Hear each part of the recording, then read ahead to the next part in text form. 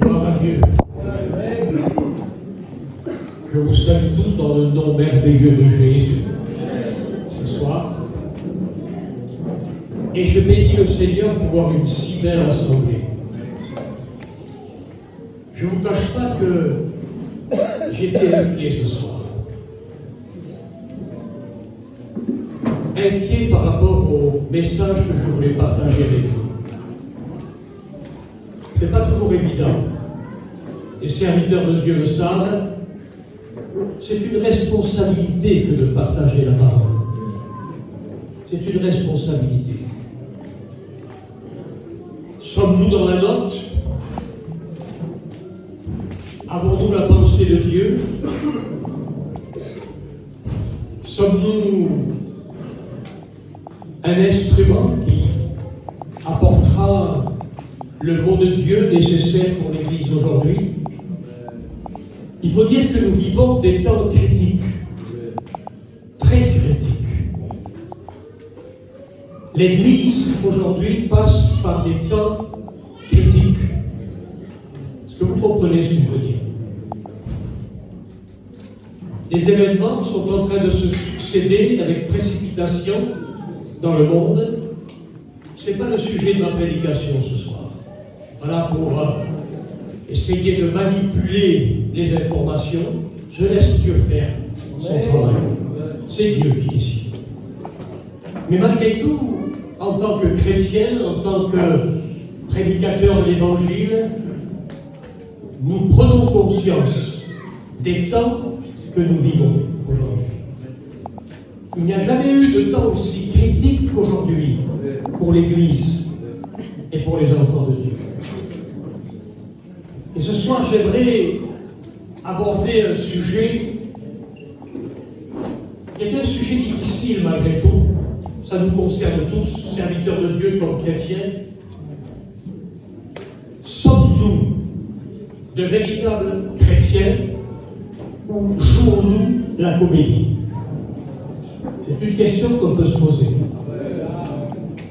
Sommes-nous de véritables chrétiens ou portons-nous un masque? Vous connaissez l'histoire de la femme de Jéroboam qui a été consulter le prophète Abija. Et Jéroboam, son mari, lui a dit: écoute, surtout que le prophète ne sache pas que c'est toi. Alors tu vas te déguiser, tu vas porter un masque. Tu vas te faire passer pour une autre. Vous connaissez cette histoire? Et quand elle s'est présentée à la porte de la maison du prophète, le Seigneur avait averti son prophète. Il était aveugle. Il n'aurait pas vu le stratagème. Il n'aurait pas vu la comédie. Mais Dieu révèle. Dieu a révélé à son prophète. Il dit: voici, quand tu entendras des pas à la porte de ta maison, sache que c'est la femme de Jéroboam et qu'elle se fait passer pour une autre, pour ce qu'elle n'est pas. Il a reçu la révélation. Et quand elle a franchi le seuil de la porte, à sa marche, à l'écoute de sa marche, la façon dont elle marchait, il a reconnu que c'était la femme de Jéroboam et qu'elle se faisait passer pour une autre. Alors il a élevé la voix comme une sentence, comme une sanction. Il a dit: femme de Jéroboam, pourquoi veux-tu te faire passer pour une autre? Est-ce que vous comprenez ce que je veux dire? Et je répète ma question de tout à l'heure: sommes-nous de véritables chrétiens ou vivons-nous dans l'illusion en nous trompant nous-mêmes et jouons-nous la comédie? Aujourd'hui, les temps que nous vivons doivent nous faire prendre conscience plus que jamais qu'on ne peut pas se permettre de jouer la comédie. On ne peut pas se permettre de jouer au faux semblant. Nous sommes ou nous ne sommes pas des chrétiens. Nous sommes enfants de Dieu ou nous ne le sommes pas. Est-ce que vous comprenez ce que je veux dire? Amen. Si je posais la question à cette assemblée ce soir et que je disais, êtes-vous sûr et convaincu de votre salut? Êtes-vous sûr de votre salut? Parce qu'un chrétien doit être sûr de son salut. S'il est passé par le processus biblique du salut, il doit être sûr dans son cœur de son salut. S'il y a des doutes, alors essaie de remettre les pendules à l'heure dans ta vie, de placer devant Dieu et éventuellement d'enlever le masque. Et de te placer devant Dieu tel que tu es. On ne peut pas tromper Dieu. On ne trompe pas Dieu. On peut mettre n'importe quel masque. L'Esprit de Dieu révélera exactement qui nous sommes. Est-ce que vous comprenez ce que je veux dire? C'est important. Et c'est là-dessus que j'aimerais parler à l'Église d'aujourd'hui. Je sais qu'il y a peut-être des amis qui ne sont pas encore au Seigneur, mais je pense que ce message est aussi pour eux. Parce que s'ils veulent devenir chrétiens ou s'ils ont le désir de devenir chrétiens, il faut qu'ils soient de vrais chrétiens. C'est pas la peine de jouer les chrétiens. Ce qui compte pour Dieu, c'est d'être un vrai chrétien. À 100%. Je ne dis pas un parfait. Je ne dis pas un parfait. Parce que si je devais faire lever la main à ceux qui sont parfaits dans cette assemblée, je pense qu'il n'y aurait pas beaucoup de mains qui se lèveraient. Moi, le premier, je n'oserais pas lever la main. Mais malgré cela, un vrai chrétien, quelqu'un qui est passé par l'expérience de la nouvelle naissance. Parce que c'est ça. C'est ça. Il y a des principes bibliques qu'on ne peut pas écarter, qu'on ne peut pas mettre de côté. Des fondements bibliques que l'on ne peut pas séparer du principe même du salut. Est-ce que vous comprenez ce que je veux dire? Alors on va méditer ensemble la parole de Dieu sur ce sujet et nous dire que dans les temps que nous vivons, les événements qui se passent aujourd'hui doivent nous secouer en quelque sorte, secouer notre conscience, notre entendement, notre intelligence, et nous remettre en question si c'est nécessaire. Quand l'Esprit s'adresse à l'église de la Odyssée, il dit « Tu ne sais pas que tu es pauvre. Tu ne sais pas. Tu te crois riche. Tu te crois arrivé. Tu te crois posséder les dons, tout ce que tu voudras. Mais tu ne sais pas que tu es nu et que tu es pauvre. » Est-ce que vous comprenez ce que je veux dire? On a besoin d'essayer de réfléchir, de poser les bases d'une réflexion spirituelle, car on est plus près du retour du Seigneur que l'on ne le croit. Est-ce que vous êtes d'accord avec moi? Est-ce que vous êtes conscient de cela? On est plus près du retour du Seigneur que l'on le pense. C'est pourquoi nous, chrétiens de ce siècle-ci, qui vivons les événements que nous vivons, qui avons reçu le don de l'Esprit, la Pentecôte. Nous sommes l'église de la Pentecôte. Est-ce que vous comprenez ce que je veux dire? Nous sommes l'église de la Pentecôte, l'église de l'Esprit, l'église qui a vécu des expériences du Saint-Esprit comme la première église a vécu le don du Saint-Esprit au jour de la Pentecôte. Alors plus que jamais, nous sommes responsables par rapport à d'autres églises qui, au cours des siècles, n'ont pas reçu ce que nous avons reçu. Est-ce que vous réalisez cela? Nous avons reçu, nous, depuis ce siècle passé, depuis 1905 et depuis 1950, le réveil parmi le peuple zigan, nous avons reçu une onction particulière, des expériences particulières, semblables à celles que l'Église primitive a vécues. Reprenons-nous, prenons conscience et vivons comme Christ nous demande de vivre. C'est important, plus que jamais. Le témoignage de l'Église d'aujourd'hui est en jeu. L'illusion d'un faux salut. Est-ce que vous comprenez ce que je veux dire? L'illusion d'un faux salut. Le salut ne dépend pas de ce qu'on lève la main dans une réunion en disant « ça y est, j'accepte Jésus comme mon sauveur ». Disons que c'est peut-être pour certains et pour beaucoup un geste de réflexion qui amène d'autres expériences. Mais si ça s'arrête là, c'est de l'illusion. Vous savez ce que c'est que l'illusion? C'est de la tromperie. En quelque sorte, c'est comme un prestidigitateur qui vous fait croire ce qu'il veut comme il veut. Et en définitive, vous ne possédez rien. L'illusion. Croire qu'on est riche et on est pauvre, c'est de l'illusion. Croire qu'on a gagné le loto parce qu'on a gratté un billet et en définitive, on n'a rien gagné du tout. On est plus fauché encore qu'avant. C'est de l'illusion. Est-ce que vous comprenez ce que c'est? L'illusion. Un chrétien ne vit pas d'illusion, il vit de réalité.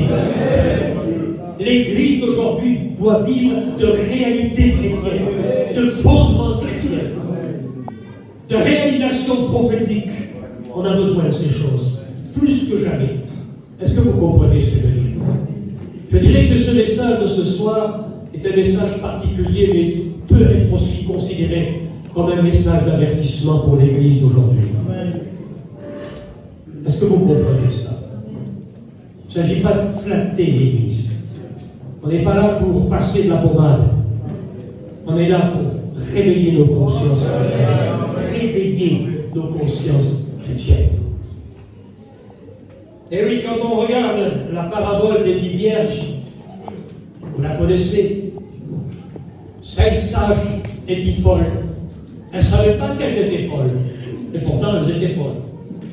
Et on les qualifie de folles. Elles étaient convaincues qu'elles allaient tout à la noce. Les 5 sages et les 5 folles. C'était pour elles de l'illusion. Parce qu'à un moment donné, lorsqu'elles arrivent à la porte et qu'elles ont frappé, la porte ne s'est pas ouverte. Elles ont vécu l'enthousiasme du projet d'aller à la noce, mais pour elles, ça s'est arrêté à l'illusion. Est-ce que vous comprenez ce que je veux dire? Ça a été de l'illusion. Elles en rêvaient. Elles s'y voyaient déjà. Elles se voyaient entrer là, voir la mariée, voir le marié, se réjouir, entendre la musique. Tout était là pour elles. Et au moment fatidique, la porte est restée fermée. Elles sont restées dehors. Est-ce que vous comprenez ça? L'illusion. On a une deuxième parabole de Jésus que l'on trouve dans l'évangile de Matthieu, chapitre 22. Celle de l'invité aux noces. Il s'y croyait déjà. Il était déjà même assis à la table. Il avait franchi pas mal de pas, franchi pas mal d'étapes. Mais au moment fatidique, lorsque le maître l'a regardé, il a dit « Mais qu'est-ce que tu fais là, toi? C'est pas ta place. » Mais comment c'est pas ma place ici? C'est pas ta place. Qu'est-ce que tu fais là? T'as rien à faire ici, toi. T'as pas revêtu l'habit de noces. Il avait son propre costume. Mais il n'avait pas l'habit de noces. Trop de chrétiens ont leur propre costume, leur propre vie, leur propre comportement, leur propre masque, leur propre apparence. Et ils se contentent de ça. J'y suis, bien sûr. Non, t'y es pas. Parce que tu n'as pas revêtu l'habit de noces. Et si on regarde ce que Paul nous dit concernant le fait d'être revêtu, ou de revêtir, regardez ce qu'il dit dans Romains chapitre 13. Revêtez-vous du Seigneur Jésus. C'est ça la vie de noces. Se revêtir de Christ. Et c'est bien Éphésiens chapitre 2 verset 4. Revêtir l'homme nouveau. Revêtir l'homme nouveau, ou la femme nouvelle, créé selon Dieu, dans une justice que produit la vérité. C'est ça. C'est ça. Revêtir l'habit de noces. Galates chapitre 3 verset 27. Vous tous qui avez été baptisés, vous avez plongé dans l'eau, c'est bon, c'est fini, vous êtes tranquille. Non. Vous tous qui avez été baptisés, vous avez revêtu Christ. Et c'est ça la vie de noces. Est-ce que vous comprenez? Et cet homme-là, il n'avait pas tout ça. Il avait son propre costume, sa propre justice, sa propre façon de penser, sa propre marche, sa propre conception de l'Évangile. Alors l'apôtre continue dans Éphésiens au chapitre 6, vous avez revêtu la cuirasse de la justice. Et c'est ça la vie de noces. Revêtir la justice. 1 Pierre 5,5, vous avez revêtu d'humilité. Et c'est ça le chrétien qui a revêtu Christ. Vous avez été dépouillé du vieil homme pour revêtir l'homme nouveau. Colossiens chapitre 3. Et puis Apocalypse, de toute façon, nous révèle ce que c'est que cet habit de noces. Ils ont revêtu des robes blanches qui ont été lavées dans le sang de l'agneau. Est-ce que vous comprenez ce que je dis? Ça, c'est pas de l'illusion, c'est de la réalité, c'est de la vérité, c'est fondé sur les Écritures. Un chrétien est quelqu'un qui a revêtu Christ. Il n'a pas revêtu sa propre conception, sa propre philosophie de l'Évangile, ses propres idées, ses propres tendances, un vêtement de religiosité, même évangélique. Vous savez que l'appellation évangélique, elle ne veut plus rien dire aujourd'hui. Ça ne veut plus rien dire. Ce n'est pas une appellation contrôlée. Vous avez des bons vins, un vin du Médoc, un vin de Saint-Émilion. Ce sont des vins d'appellation contrôlée. On ne peut pas vendre n'importe quoi quand on a un château de Saint-Émilion.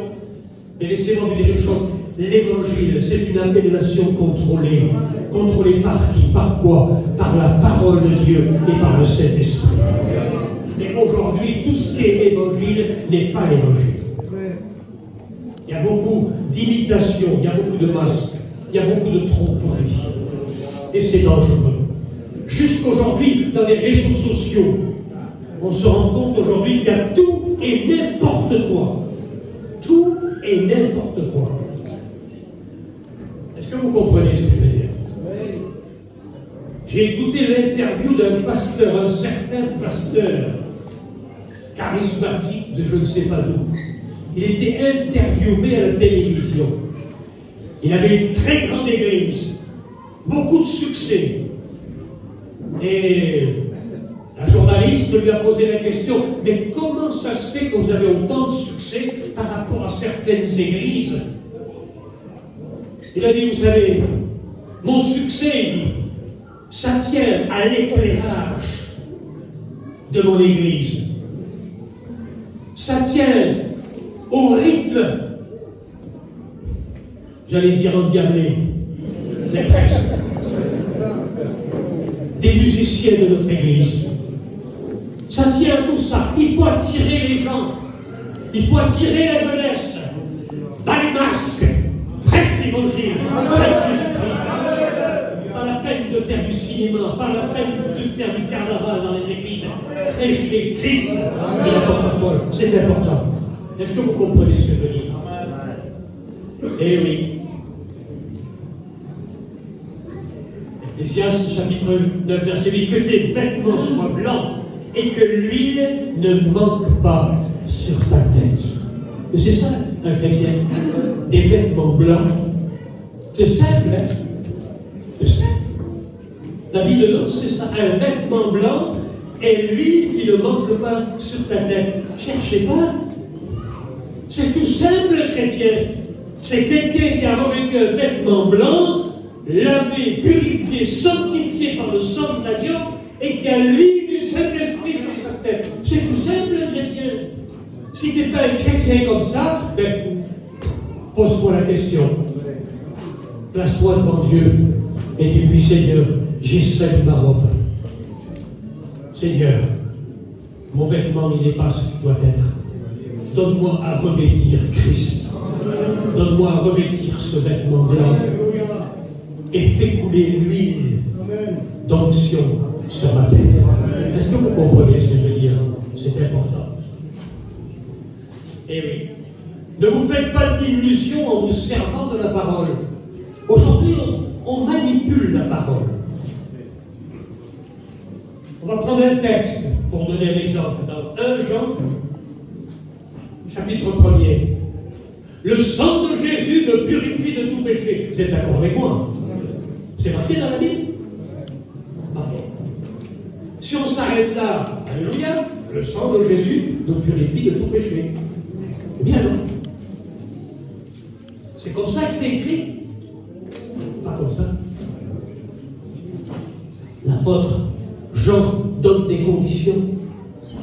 Il dit, si vous marchez dans la lumière, comme lui-même est lumière, vous êtes mutuellement en communion avec lui. Avec qui? Avec Christ.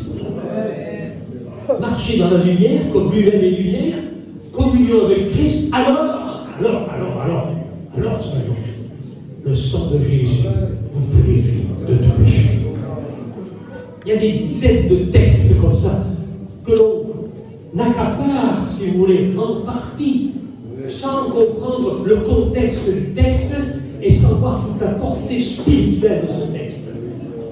Le sang de Jésus nous purifie de tout péché, nous garde, nous protège. Il est là, le sang de Jésus. Et j'y crois à la puissance du sang de Jésus. Mais il me demande pour cela que je marche dans la lumière comme lui-même est lumière. Et, par conséquence, par cause à effet, le sang de Jésus me purifie de tout péché. Quand vous lisez votre Bible, et quand vous prêchez la parole, faites bien attention au contexte du texte que vous sortez et que vous prêchez. Il est très important que le chrétien aujourd'hui soit bien enseigné sur la parole. Bien enseigné sur la parole. C'est trop facile de faire dire ce que l'on veut à les textes. Regardez le texte. Nul ne vous ravira de moi-même. Merci Seigneur. C'est beau ça. Il y en a même qui tournent le sens en disant que le salut, on ne peut pas perdre le salut. Nul ne vous ravira de moi-même. C'est non. C'est marqué comme ça, non? C'est marqué comme ça dans vos Bibles? Nul ne vous ravira de moi-même? Non, c'est pas marqué comme ça. Regardez ce qu'il est écrit dans Jean 10, verset 28.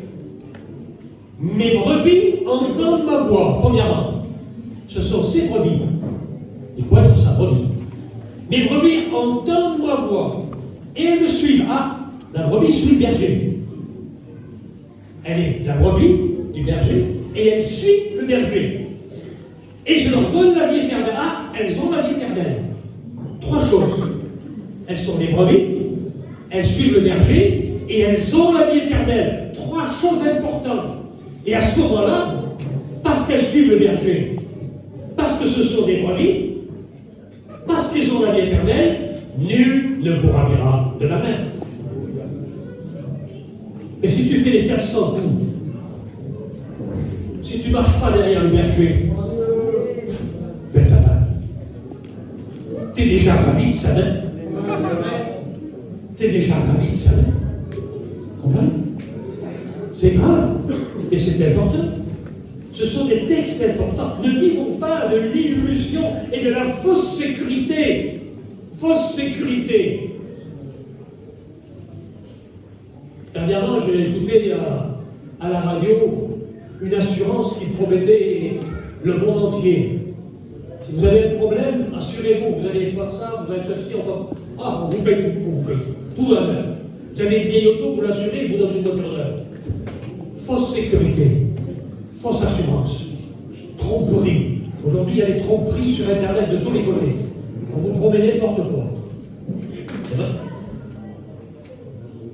Certains prêchent et trompent les fidèles en leur laissant croire qu'ils ne peuvent perdre leur salut, quoi qu'ils fassent. C'est une question importante, ça.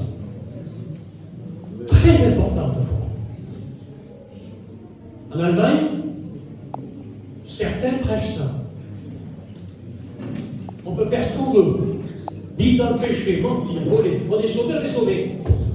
On ne peut plus se perdre. Même que tu voudrais te perdre, tu ne peux plus te perdre. Tu dis, j'en veux plus, moi, j'en veux plus. Ah oui, mais tu es sauvé, tu ne peux pas faire autrement, maintenant, tu vas au ciel. Je ne peux pas y aller, mais tu vas. Mais je ne veux pas y aller, moi. Si tu y vas, parce que tu es sauvé, maintenant c'est fini. Tu ne peux plus reculer. C'est bien comme ça. Alors regardez ce que dit Hébreux chapitre 2. Comment échapperons-nous si nous négligeons un si grand salut? Le salut que nous avons, si nous ne négligeons, comment est-ce qu'on va échapper? Comment on va échapper si on néglige le salut que nous avons? Un salut extraordinaire, le prix du salut qui a été payé pour nous. Chapitre 10 du même livre des Hébreux. Nous ne sommes pas de ceux qui se retirent pour se perdre, mais qui ont la foi pour sauver leurs âmes. Donc on peut se retirer. Si j'ai envie de me retirer, je me retire. Mais moi, je ne veux pas me retirer. Je persévère. Je persévère pour sauver nos âmes. 2 Timothée chapitre 2, regardez ce qu'il dit. Si nous persévérons, il faut persévérer. Vous savez ce que ça veut dire, persévérer? Ça veut dire avancer, pas s'arrêter, pas reculer, pas lâcher prise. Si nous persévérons, nous régnerons avec lui. Ça veut dire quoi? Si vous renversez la phrase, si nous ne persévérerons pas, eh bien nous ne régnerons pas avec lui. C'est conditionnel. Amen. Est-ce que vous comprenez ce que je veux dire? C'est important. Matthieu chapitre 10, verset 22. Celui qui persévérera jusqu'à la fin sera perdu? Non, sera sauvé. Celui qui ne persévérera pas, ça veut dire quoi? Il ne sera pas sauvé. On est jusqu'au bout. Allez-vous. Et toi, allez-vous. Il ne faut pas s'arrêter en haut. Le fils prodigue, Luc 15, il était fils de la maison. Il était le fils perdu. Mon fils, te voici, qui était perdu, est revenu à la vie. Moi, je crois à la deuxième chance. Je crois à la grâce de Dieu. Et je crois que si un chrétien tombe dans la misère, eh bien Dieu lui donne une deuxième chance. Comme il l'a fait pour le fils. Il était quand même le fils de la maison. C'était pas un étranger. Il était fils avant de se perdre, et il était fils perdu. Il était perdu. Jusqu'au moment où il s'est repenti et qu'il est revenu vers son père. Après, il était fils sauvé. Est-ce que vous comprenez ce que je veux dire? C'est important. Dieu fait grâce. Je crois à la grâce de Dieu. Je crois au pardon. Je crois, moi, que le Dieu que nous avons est le Dieu de la seconde chance. Paul lui-même avait la crainte dans son cœur d'être rejeté après avoir prêché aux autres. Imaginez-vous Paul. Il vivait malgré tout dans une certaine crainte en se disant « Je prêche aux autres et moi je fais attention à ma vie pour ne pas être rejeté à mon tour. » Il ne fallait pas qu'il fasse un faux pas. Il fallait qu'il fasse attention, qu'il veille sur sa vie. Et le chrétien est appelé aujourd'hui à veiller sur sa vie. Plus que jamais. Plus que jamais. Est-ce que vous comprenez ce que je veux dire? On a besoin de veiller sur notre vie. On a besoin de marcher avec le Seigneur. Regardez ce qu'il dit là. Jean 15, vous connaissez Jean 15? Tout sarment qui est en moi, c'est pas un sarment qui est à côté. Il est en moi. Il est attaché au cep, le sarment. Il est en moi. Tout sarment qui est en moi et qui ne porte pas de fruits, il le retranche. Les fruits sont importants dans la vie d'un chrétien. Les fruits de la sanctification, les fruits de la marche avec Christ, les fruits qui permettent que vous puissiez porter la lumière autour de vous. C'est ça les fruits. Il ne s'agit pas des fruits pour aller prêcher l'évangile en Sibérie. Je parle de nos propres fruits, les fruits de ma vie chrétienne. Les fruits que je porte et qui sont un sujet de bénédiction pour ceux qui me voient, pour ceux qui m'entendent. Est-ce que vous comprenez ce que je veux dire? Bien sûr, après, il y a les fruits de notre travail, c'est autre chose. Si nous sommes engagés dans le ministère, ou éventuellement dans certaines tâches, dans l'Église, nous portons aussi des fruits dans ce sens-là. Et nous travaillons pour le Seigneur, notre travail pour le Seigneur est important, mais déjà à la base, tout chrétien est appelé à porter des fruits de sainteté, des fruits de lumière, des fruits de grâce, des fruits de bénédiction pour nous et pour les autres. Et tout sarment qui est en moi, il n'a pas dit qu'il est dehors. Il est attaché au cep. Et comme il est attaché au cep, normalement il y a la sève qui passe. Mais la sève ne passe pas. Il y a quelque chose, il y a un blocage. La sève ne passe pas, pourtant il est attaché au cep. La sève ne passe pas. Et comme la sève ne passe pas, il ne porte pas de fruits.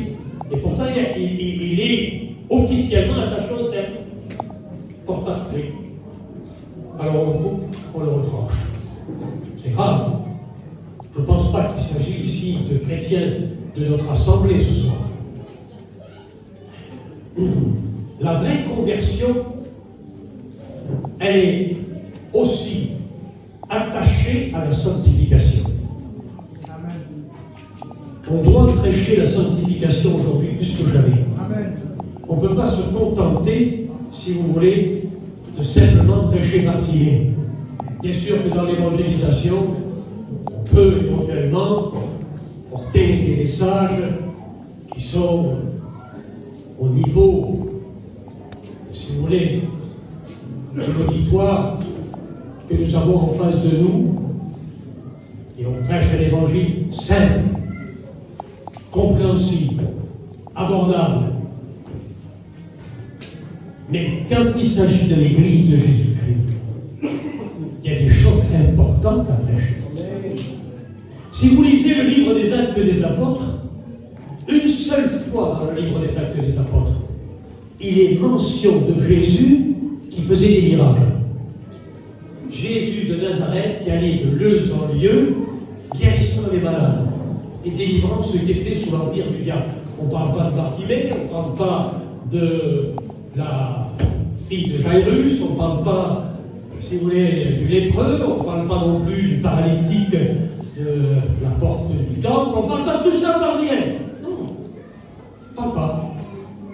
Mais par contre, il y a des enseignements concernant la sanctification, la marche chrétienne, la mise à part, qui sont importants. Les épîtres de Paul ne parlent pas de miracles. Ne parlent pas de miracles.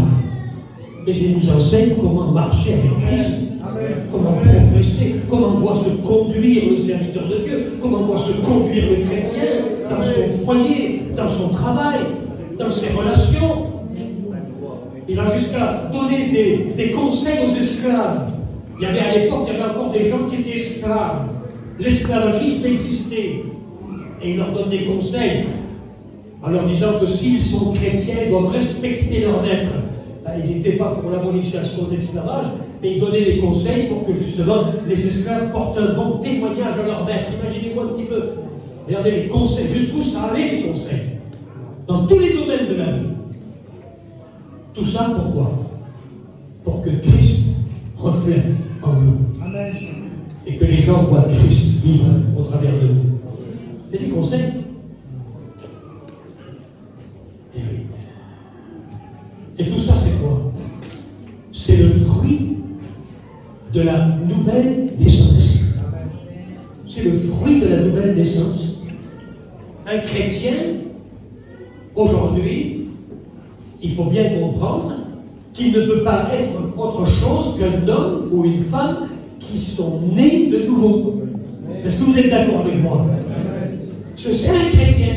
C'est pas autre chose.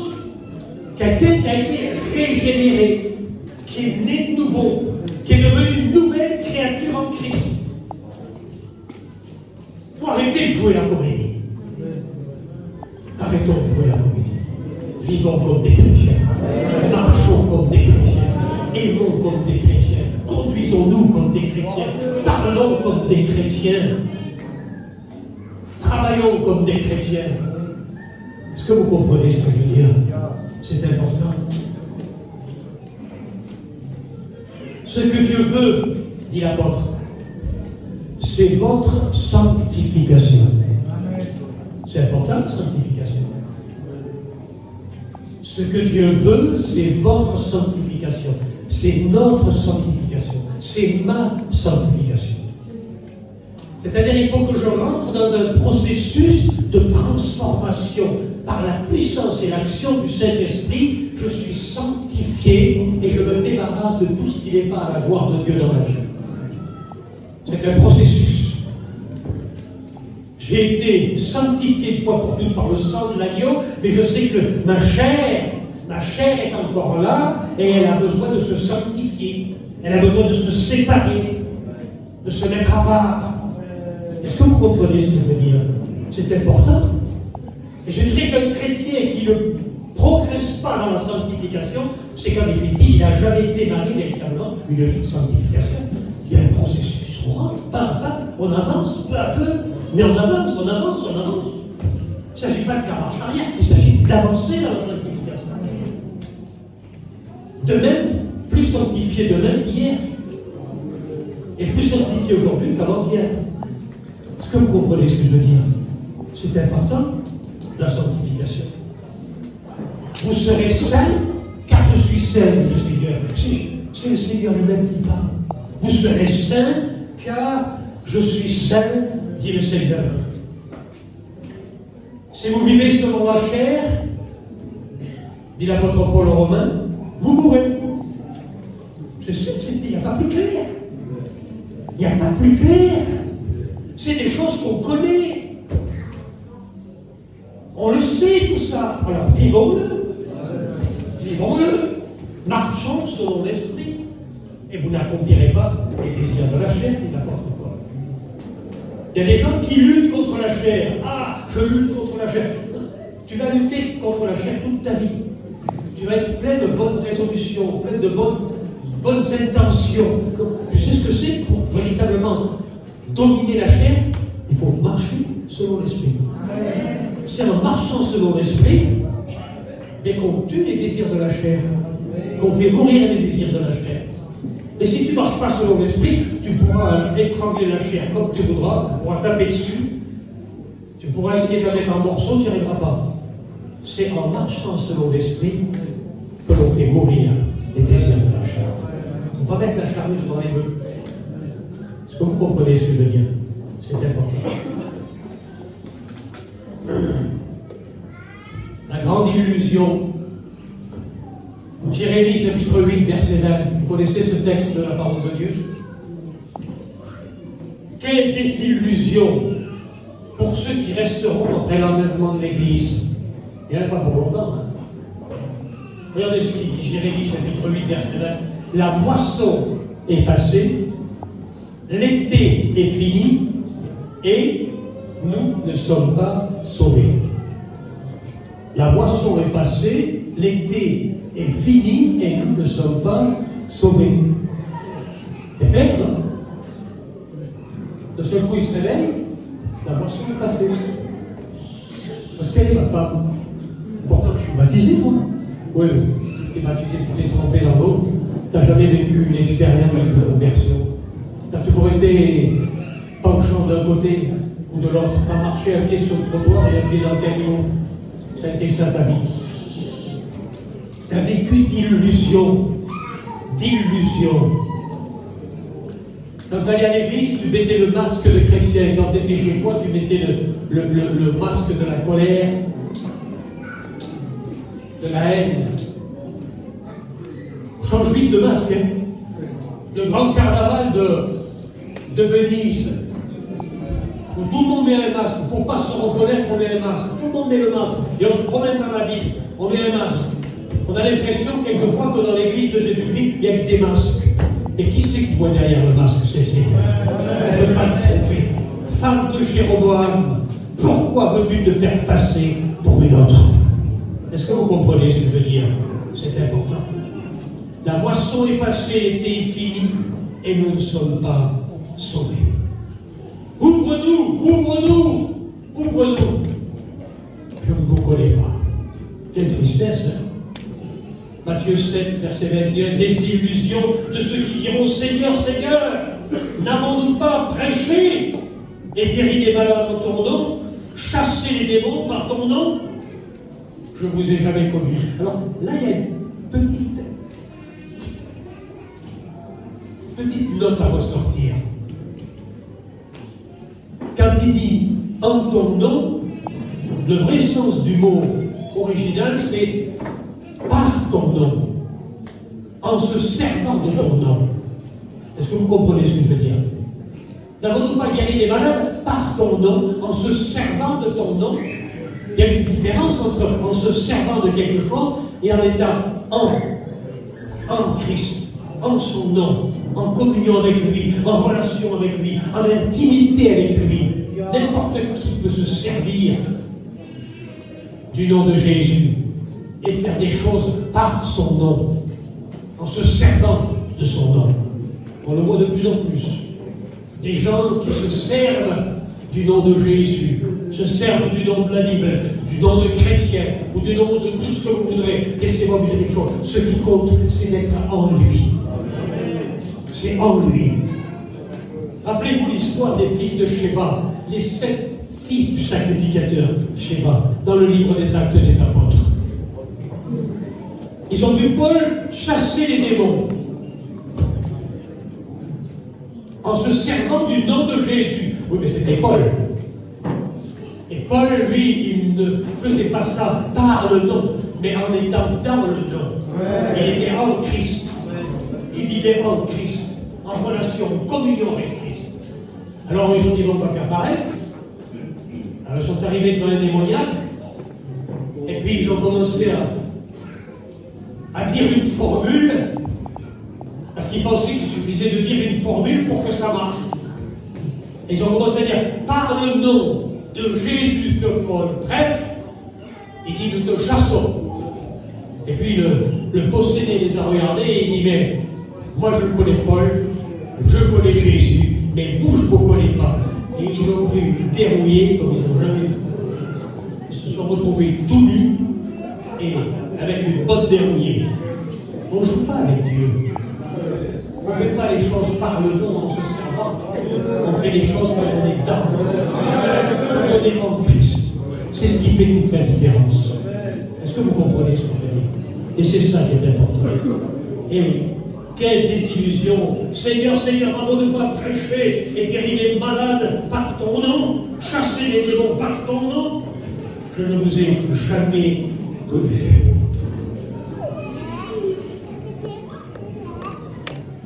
Est-ce que vous comprenez que ce soir c'est quelque chose de sérieux? J'aurais pu prêcher autre chose. J'aurais pu prendre un sujet peut-être plus émoustillant, plus intéressant. Et je ne sais pas pourquoi le Seigneur a mis ce sujet. À cause des temps critiques que nous sommes en train de vivre. Nous sommes dans les temps de la fin. Regardez ce qui se passe aujourd'hui. On entend parler de guerre, de bruit de guerre. Une nation contre une nation, un royaume contre un royaume. Imaginez-vous qu'il est en train de se mettre en place 2 grands royaumes dans le monde. 2 grands royaumes. Le royaume du septentrion et le royaume auquel nous sommes attachés, l'OTAN, les pays d'Europe. Une confrontation peut se faire d'un jour à l'autre. Une tension qui monte. Moi, je suis au premier rang, puisque je m'en vais en Russie, je vais en Ukraine, et je vois ce qui se passe, j'entends ce qui se passe, je suis les événements de près, et je les suis aussi bien en Russie qu'en France, et je vois ce qui se passe, et je suis profondément inquiet pour l'Église d'aujourd'hui. Quand je parle du royaume du septentrion, c'est véritablement un royaume. La Russie, le plus grand pays du monde, qui a à ses côtés le Kazakhstan, l'Ouzbékistan, le Kyrgyzstan, la Tchétchénie, la Biélorussie, qui a la Corée du Nord, qui fricote avec la Chine, l'Inde, le Pakistan, l'Iran, la Syrie, l'Irak. Est-ce que vous réalisez un petit peu quelle puissance ont tous ces pays? Et la Bible parle justement de ces pays du Nord, de l'extrême Nord, du septentrion, parce que les pays du Nord par rapport à Israël, c'est la Syrie, c'est l'Irak, éventuellement c'est l'Iran, et au-delà, c'est les pays du septentrion, c'est-à-dire de l'extrême Nord. Et tout se met en place. Attention, des événements en Israël, je ne veux pas parler de cela, je laisse Dieu faire. Tout ce qui se passe est en train, comme un peuple, comme un jeu d'échecs, tout se met en place. Et Dieu dira, échec et mat. Est-ce que vous comprenez ce que je veux dire? Moi je prie pour Israël. Je prie pour Israël. Mais savez-vous pourquoi je prie? Non pas pour qu'il gagne la guerre ou qu'il la perde. Ça ne me regarde pas, ça regarde Dieu. De toute façon, même quand vous priez pour qu'il gagne la guerre, si Dieu décide qu'il la perde, ils la perdront. Si Dieu décide qu'il la gagne, ils la gagneront. Je prie pour nos frères qui sont là-bas. Il y a des juifs messianiques. Je prie pour eux. Je demande au Seigneur de les garder. Ce sont mes frères. Des juifs qui croient en Yeshua. Amen. Qui ont la même espérance que nous. Je prie pour les Palestiniens qui sont là-bas et qui sont mes frères. Savez-vous qu'il y a quelque temps, nous avons été faire des réunions avec le frère Lloyd en Israël pour les gitans de Jérusalem. Ils vivent dans la vieille ville de Jérusalem. Ce sont des hommes. Ils sont là-bas depuis des années et des années. Et nous avons fait des réunions, nous leur avons prêché l'évangile, et nous avons besoin d'une église pour les réunir. Alors on a été voir les Arméniens, on a été voir les catholiques, personne ne voulait nous donner une salle pour réunir les gitans et leur prêcher l'évangile. Alors on était voir un pasteur évangélique palestinien. Il a une église dans la vieille ville de Jérusalem, à 3 rues à côté du quartier gitan. On a été voir. On a dit, frère, on aurait besoin de votre église pour prêcher l'évangile aux gitans. Il a dit, mais il n'y a pas de problème. Vous êtes les bienvenus. Un pasteur évangélique palestinien. Et j'ai posé la question, est-ce qu'il y a des églises à Gaza? Et moi j'ai été à Gaza. J'ai eu l'occasion d'y aller. Et il y a des églises évangéliques. Il y a nos frères dans la foi. Il y a nos frères dans la foi. Et je prie pour eux. Parce que ce sont mes frères qui souffrent. Il y a des églises, il y a 4 ou 5 églises évangéliques palestiniennes à Gaza. Il y en a à Ramallah, il y en a à Asdod, il y en a en Cisjordanie. Des églises évangéliques palestiniennes. Je ne suis pas antisémite, mais pour moi, c'est mes frères.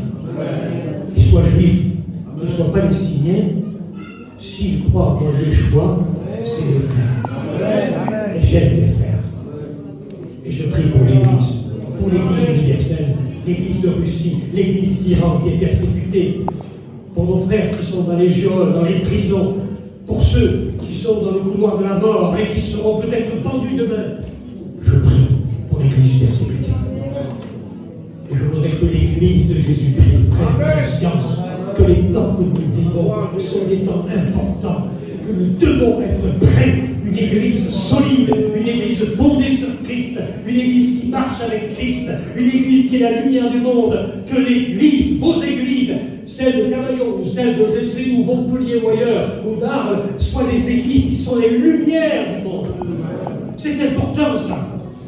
C'est important. Des modèles, des témoins de Jésus-Christ. Non pas seulement parce qu'on chante bien, non pas seulement parce qu'on tape des mains, non pas seulement parce qu'éventuellement on fait un peu de spectacle, non, non, mais par le témoignage, par la sanctification, par la marche chrétienne, par la vérité de l'Évangile. Que Dieu fasse que dans les temps que nous vivions, l'Église, la vraie Église se lève, et non pas une Église fantoche, une Église superficielle, une Église de parade, mais une vraie Église, telle qu'elle était dans les premières années de la Pentecôte.